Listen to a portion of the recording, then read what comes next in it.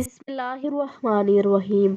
زینب T V کی طرف سے میں آپ لوگوں کے ساتھ حدیث نبوی صلی اللہ علیہ وآلہ وسلم شیئر کرنے جا رہی ہوں کہ مسلم اور نسائی میں حدیث مبارکہ ہے کہ رسول اللہ صلی اللہ علیہ وآلہ وسلم کے پاس ایک مرتبہ جبرائیل علیہ السلام بیٹھے ہوئے تھے کہ اوپر سے ایک زوردار دھماکے کی آواز آئی۔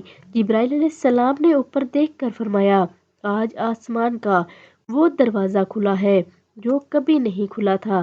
پھر وہاں سے ایک فرشتہ نبی کریم صلی اللہ علیہ وآلہ وسلم کے پاس آیا اور کہا، خوش ہو جائیے، دو نور آپ کو ایسے دیے گئے ہیں کہ آپ سے پہلے کسی نبی کو نہیں دیے گئے، یعنی سورۃ فاتحہ اور سورۃ بقرہ کی آخری دو آیتیں ایک ایک حرف پر نور ہے۔